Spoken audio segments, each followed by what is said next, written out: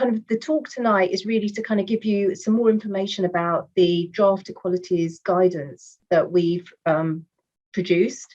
As you know, it's out for consultation at the moment. So we just want to talk to you about kind of the reasons why we did it, and really how we expect the guidance to be used. Okay, so what we want to talk about today is really about the equality guidance and really kind of what is equality.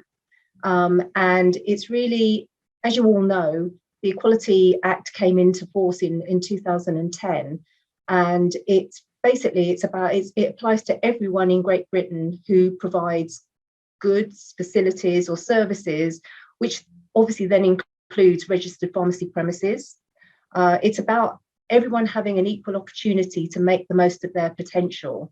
So this may mean at times that people aren't just treated the same, but in ways that reflect their individual needs and characteristics, and any inequalities they may experience. I won't read out all 9 protected characteristics. I'm sure that you're familiar with them. But we also need to think, when we talk about equality, I believe that we, and at the GPhC believe that we need to talk about other inequalities as well, such as socio-economic considerations, which can contribute to health inequalities. So the reason why we produced the guidance, at the end of last year, we produced our EDI strategy, which is called Delivering Equality, Improving Diversity and Fostering Inclusion. It's our strategy for change for 2021 to 2026. So what we want to do is use our standards to proactively help tackle discrimination and to make sure everyone can access person-centered care, foster equality of health outcomes. So we made this commitment when we actually produced the strategy, and we had various workshops and events. So what we said we would do, we would produce something and take it out for consultation. We had a lot of feedback, very positive feedback and support for producing that. And I know that quite a lot of you attended the kind of various workshops and responded to the EDI strategy. So the actual kind of purpose of the guidance is not to set out what needs to be done under the Equality Act 2010. And of course, we make reference to the Equality Act, it's important, but there are, the Equalities and Human Rights Commission is probably best placed to provide all the information you need to know about your legal obligations. So instead, the purpose of our guidance is to provide support to pharmacies, so the pharmacy owner and pharmacy staff, to how they can best deliver equality, improve diversity, and be inclusive. So it's about getting staff and owners to think about their individual pharmacies, their individual workplaces, their communities. We realise that everyone is unique, and every pharmacy is unique, and they have their own particular challenges. So it's actually about how they tackle discrimination. So we actually take an outcome-focused approach to our standards, as you know. So we're not prescriptive. We've not produced a checklist of things that you must and mustn't do.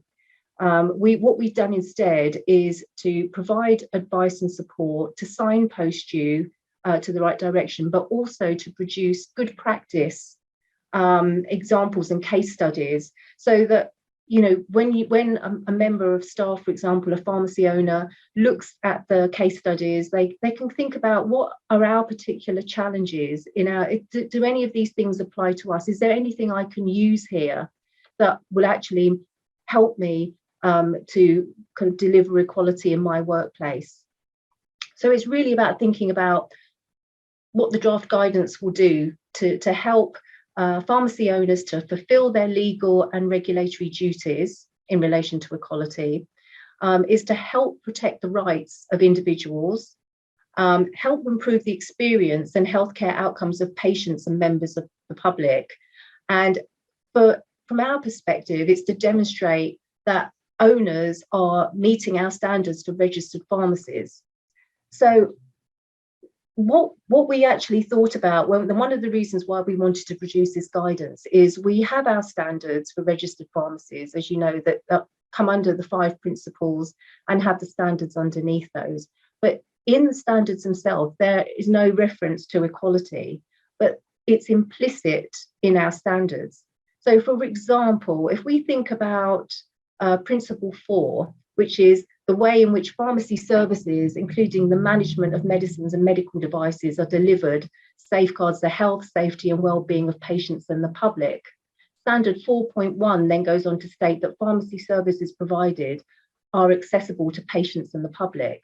There's no actual overt reference to equality there, but it is implicit in our standards. And not in the next, but in a slide in a moment, we'll show you, we've got a case study which actually shows the equality element of that particular principle and standard. So the guidance is intended to support pharmacies to make the link between the requirements of the Equality Act and our expectations, our regulatory expectations, as set out in the standards for registered pharmacies.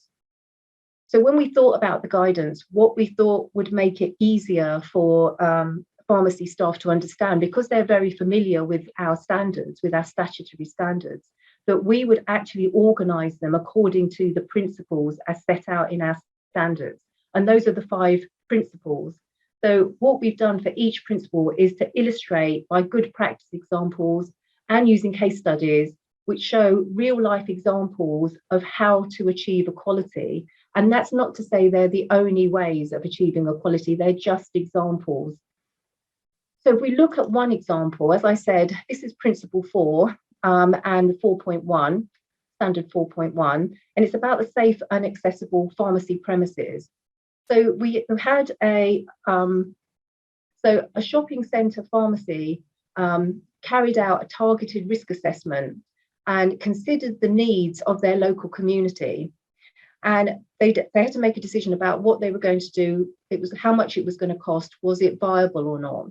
So what they did was actually provided good physical access to the pharmacy by having a flat entrance. So if you were in the shopping centre, to actually access the pharmacy, there were no steps. There was not even a slightly raised curb that they had to go up. It was actually completely flat. They provided wide aisles. This was for people with pushchairs, people with wheelchairs, so that they could have access. They included a low reception desk for wheelchair access, installed a hearing loop system, and they did things like large print labels, a large print direction sheets, but also things like supplying tablets that needed to already be cut in half, repackaging tablets from plastic blisters into bottles with plain tops. So all of these things, the decisions that they made were risk assessed, and a note was then made on the patient medication record to make sure that in future all medications were supplied in this way. I'll give you another example here, this is from Principle 1, which is really around governance arrangements, and Standard 1.3, which says that pharmacy staff should have clearly defined roles and accountabilities. So here we have an example which shows the implicit equality expectations in this standard. So the challenge was that people coming into the pharmacy were not always clear about the roles, the qualifications and expertise of pharmacy staff. So if they had a problem or an issue or they had a question, they weren't sure about who to approach. We had members of the public and carers who provided feedback and said that, for people with learning disabilities, this was a particular problem, and that they would benefit from clear, simple, and possibly repeated explanations and instructions. So the pharmacy, what they actually did was they took photographs of all their staff, then put up who was responsible for specific services and included their job titles. And this was particularly helpful for people with learning disabilities. So regarding what we're doing now is we're in the process, and hopefully you've responded. And if you haven't, please go to our website. We have a consultation on the draft guidance, and we're seeking views on the structure and language of the guidance, whether it is easy for pharmacy staff to understand and to apply. We want to know about whether you think there's an impact on pharmacy staff and owners, on any of the groups. So whether you think it's the public, patients, individuals sharing the protected characteristics, and also to identify anything that might be missing from the draft guidance. We also want to think about how will we know if the guidance is making a difference? We need to think about how we're evaluating the actual guidance. And if you have any thoughts on that, please do let us know. The consultation is open until the 6th of June, so there are opportunities for you to do that. We're also seeking views on identifying challenges to implementation of the guidance. Is there going to be a difference when you think about how large multiples versus the small independents are going to actually implement the guidance? It's really, and also to think about how do you think, how does it fit in with any of the work that you are either doing or planning to do? It's to get pharmacy staff to think about equality, diversity and inclusion in relation to their own workplace. For example, with their relationship with their work colleagues, in the work they do, and how they interact with patients and the public. It's not there, the guidance is not there to provide answers for every question.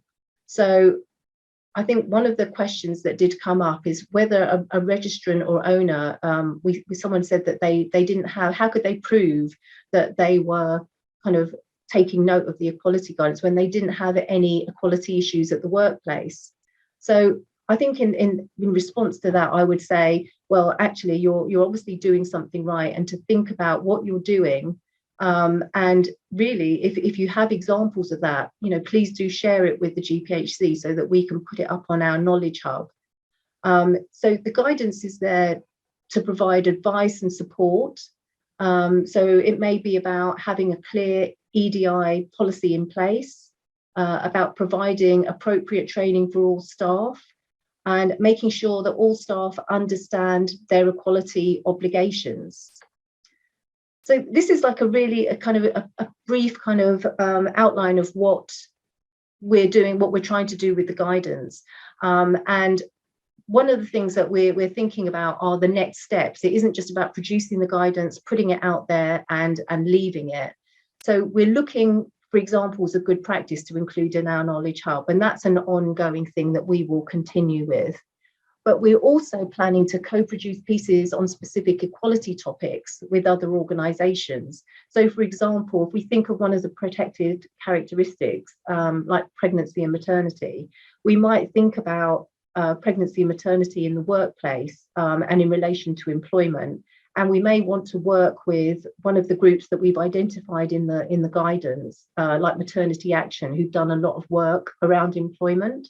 So we would look at, maybe a particular protected characteristic, and we might work with a relevant organisation to pull something together. So if you have any examples of good practice, or you want to suggest specific equality topics you would like to see covered, then please do get in touch.